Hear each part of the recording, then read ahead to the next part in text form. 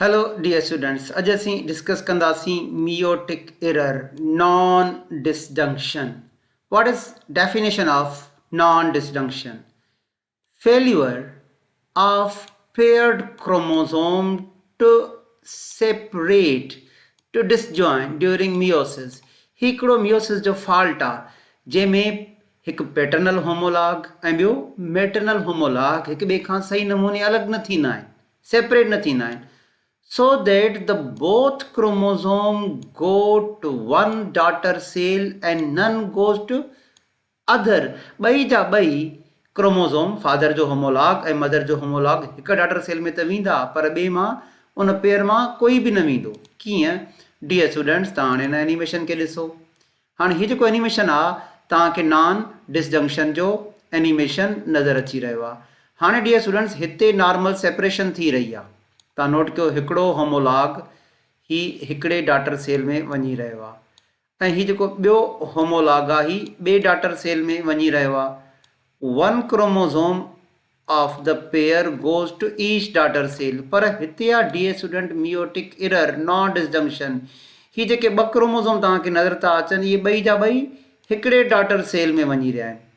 Both chromosome of the pair are sent to one daughter cell and none goes to other cell. हाणे छा हूंदो आहे dear student, actually इहो fault आहे meiosis जो. छा हूंदो आहे डियर स्टूडेंट, हिकिड़े पासे खां स्पिंडल फाइबर्स जी करेक्ट अटैचमेंट थींदी पोइ हिन हिकिड़े क्रोमोसोम सां. ठीकु आहे, इहो हिकिड़ो क्रोमोसोम हिकिड़े पोल ते पुल थी वेंदो. ठीकु आहे, त हिकिड़ो होमोलॉग हेॾे अची वियो, करेक्ट अटैचमेंट थी. हिन पासे खां जेको तव्हांखे क्रोमोसोम नज़र थो अचे त ॿिए पोल तां उन सां स्पिंडल फाइबर्स अटैच थींदा ऐं हे ॿियो क्रोमोसोम ॿिए पोल ॾे छिकिजी वियो, करेक्ट अटैचमेंट आहे. एक्चुअली ही मियोटिक एरर आहे, इन में इनकरेक्ट अटैचमेंट आहे. यानी हिन पासे खां ही सेंट्रोसोम जो पेयर आहे, उन मां छा निकिता, स्पिंडल फाइबर. त हिकिड़े ई पासे खां जेको spindle fibres dear students arise था थियनि, उहे ॿिन्ही क्रोमोसोम सां अटैच थी विया. हालांकि ईअं न थींदो आहे, हिकिड़े पोल सां हिकिड़े क्रोमोसोम सां अटैचमेंट थींदी आहे त ॿिए पोल सां ॿिए क्रोमोसोम सां. हाणे ॾिसो, ही मियोटिक एरर आहे ऐं ही हिकिड़े ई पोल खां स्पिंडल फाइबर्स ॿिन्ही क्रोमोसोम सां अटैच थी विया त ॿिन्ही क्रोमोसोम खे हिकु पासे छिके विया. त इहो एक्चुअली मियोटिक चेक पॉइंट जो फॉल्ट आहे. मियोसिस सही नमूने चेक न करे सघी त स्पिंडल फाइबर्स क्रोमोसोम सां करेक्टली अटैच्ड आहिनि या इनकरेक्ट अटैचमेंट आहिनि. त इहा हिकिड़ी मियोसिस जो फॉल्ट आहे. तव्हां डियर स्टूडेंट तव्हां एनिमेशन ॾिठो. हाणे असीं एनिमेशन ॾिसण खां पोइ अॻिते मूव था कयूं. This can occur in meiosis 1. इहो नॉन डिसजंक्शन meiosis 1 में भी थी सके थी when pairs of homologous chromosome fail to separate. छो त meiosis 1 homologous chromosome खे ई अलॻि कंदी आहे, पर इहो meiosis 2 में भी थी सके थो जंहिंमें क्रोमेटिड अलॻि थींदा आहिनि. So non disjunction can also occur in meiosis 2 when the sister chromatids fails to separate during anaphase 2. अगर non disjunction meiosis 1 में थींदी त homologous chromosome हिकिड़े ई डाटर सेल में हलिया वेंदा ॿ, ऐं जेकॾहिं मियोसिस 2 में थींदी त ॿ क्रोमेटिड हिकिड़े डाटर सेल में हलिया वेंदा, none goes to other. This results in gametes, sperm या egg with incorrect number of chromosome. ऐं जॾहिं क्रोमोसोम जो नंबर इनकरेक्ट थी वेंदो आहे, हिनखे चइबो आहे एन्यूप्लॉइडी, हेटेरोप्लॉइडी जो क़िस्म आहे. हाणे फ़र्ज़ु को डियर स्टूडेंट्स, इहे नॉर्मल मियोसिस आहे ऐं मां तव्हांखे बार बार पढ़ायो त फर्स्ट मियोसिस में डायड प्लस डायड टेट्राड ठहंदा आहिनि ऐं कोई बि जेका ऐसा एरर कोन्हे. त हीअ नॉर्मल डिसजंक्शन थी रही आहे. डिसजंक्शन जो मतिलबु आहे क्रोमोसोम जो हिक ॿिए खां अलॻि थियणु ऐं नॉन डिसजंक्शन जो मतिलबु आहे अलॻि न थियणु. त हिते नॉन डिसजंक्शन न आहे थी रही, बल्कि नॉर्मल डिसजंक्शन थी रही आहे.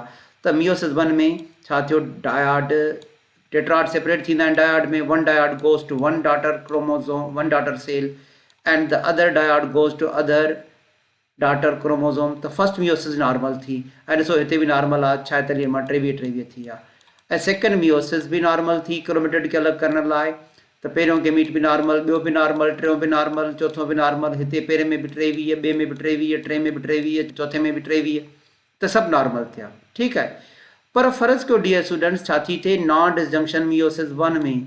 हाणे हीउ जेको तव्हांखे ॿ क्रोमोसोम, हिकिड़ो फादर जो होमोलॉग, ॿियो मदर जो होमोलॉग, हिकिड़ो अचिणो हिन सेल में कोई बि न आयो ऐं ॿई जा ॿई हलिया विया ओ हिन सेल में. इहा आहे non disjunction, first meiotic non disjunction. हाणे हिते डियर स्टूडेंट हिकिड़ो क्रोमोज़ोम वधी वियो त हिन डॉटर सेल में थी वेंदा 24 क्रोमोज़ोम।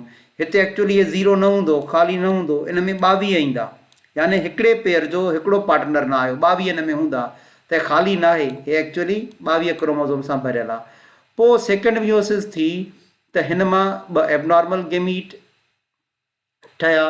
कीअं 2 एबनॉर्मल? छो त सेकेंड मियोसिस क्रोमोज़ोम जो नंबर सेम रखंदी आहे, त 24 मां हिकिड़ो गेमीट बि 24 वारो आयो, ॿियो बि 24 वारो आयो, ऐं हीअ एक्चुअली ख़ाली न आहे, हे 22 वारो हुयो, त हिन में बि 22, हिन में बि 22, त नोट कयो तव्हां हिते डियर स्टूडेंट्स, हिन मां हिते बि 22 क्रोमोज़ोम वारो गेमीट, हिते बि 22 वारो, त चारई गेमीट्स एबनॉर्मल थी विया, 2 स्पर्म या 2 एग 24 सां, हिते बि 2 स्पर्म या 2 एग 22 सां। त अगरि मियोसिस 1 में नॉन डिजंक्शन थी थिए त चारई स्पर्म बि एबनॉर्मल हूंदा, चारई एग भली हुन में 3 पोलर बॉडीज़ हुजनि उहे बि एबनॉर्मल हूंदा।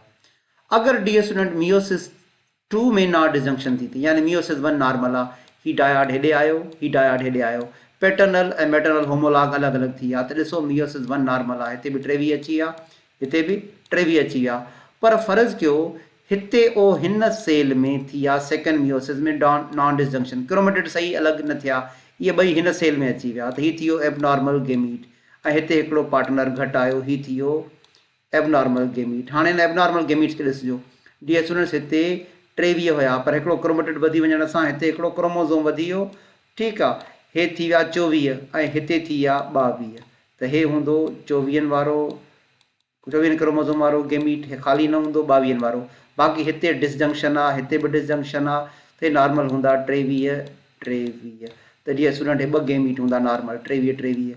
त मियोसिस 2 में जॾहिं नॉन डिजंक्शन थी थिए त 2 एबनॉर्मल गेमीट था थियनि, हिकु 24 सां, ॿियो 22 वारे क्रोमोज़ोम सां, 2 नॉर्मल 23।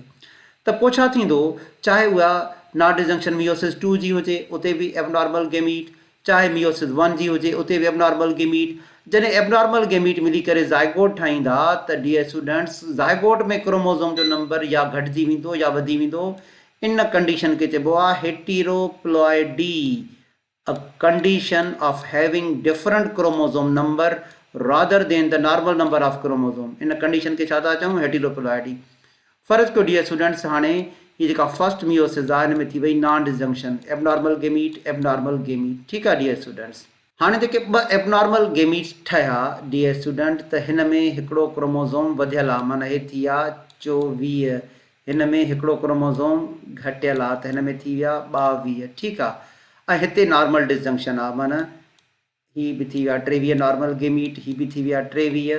अगरि फ़र्ज़ु कयो असां हिन 24 वारे एबनॉर्मल गेमीट खे हिन 23 वारे नॉर्मल गेमीट सां मिलायूं था, त ज़ाइगोट में 24 ऐं 23 थी वेंदा 47, हिकु क्रोमोज़ोम वधी वेंदो, माना कंहिं बि हिकिड़े पेयर ते, माना पोइ चाहे उहो पहिरियों पेयर हुजे, ॿियो पेयर हुजे, टियों हुजे, चोथों, ॿिनि जे बदिरां 3 कॉपीज़ थी वियूं, 1 2 3, माना अचणा हा कंहिं बि पेयर ते 2 थी विया 3, जॾहिं कंहिं बि पेयर ते ॿिनि जे बदिरां 3 कॉपीज़ थी वञनि, हिनखे चइबो आहे ट्राइसोमिक कंडीशन, ऐं ज़ाइगोट ठहियो ट्राइसोमिक हेटेरोप्लॉइड ज़ाइगोट आहे, 2n+1, हाणे 2n छाजे बराबरि आहे डियर स्टूडेंट्स, 2n बराबरि आहे 46 जे +1, हिकु वधायोसीं त छा थी विया 47, हिनखे चइबो आहे ट्राइसोमी। पर फ़र्ज़ु कोई 22 वारो एबनॉर्मल गेमीट असां हिन 23 वारे नॉर्मल गेमीट सां मिलायोसीं, त 22 23 घणा थींदा 45, इनखे चइबो आहे मोनोसोमी, मोनोसोमिक ज़ाइगोट, जंहिंमें हिकु क्रोमोज़ोम घटि हुजे। हाणे कीअं घटि, 2n आहे बराबरि 46 जे, ठीकु आहे, उन मां -1 कयोसीं त घणा थी विया 45, त हे जेका कंडीशन आहे 47 वारो ज़ाइगोट या 45 वारो ज़ाइगोट, ॿई कंडीशन डियर स्टूडेंट्स हेटेरोप्लॉइडी आहिनि। त ईअं पहिरियों हिकु एरर थींदो आहे नॉन डिजंक्शन, उन में एबनॉर्मल गेमीट्स ठहंदा आहिनि, ऐं जॾहिं एबनॉर्मल गेमीट नॉर्मल गेमीट सां मिलंदा आहिनि त पोइ हेटेरोप्लॉइडी जी कंडीशन अची वेंदी आहे, ज़ाइगोट में 47 थी विया त ट्राइसोमी, 45 थी विया त मोनोसोमी, अगरि डियर स्टूडेंट 2 घटिजी वञनि 44 थी विया त न्यूलिसोमी, पर न्यूलिसोमी वारो ज़ाइगोट अॻिते डेवलप थींदो ई न आहे, उन करे ट्राइसोमिक ऐं मोनोसोमिक जा एग्ज़ाम्पल त असांजे टेक्स्ट बुक में ॾिनल आहिनि, न्यूलिसोमी जो कोई बि एग्ज़ाम्पल ॾिनल न आहे, वधीक अॻिते डिस्कस कंदासीं। Thank you dear students.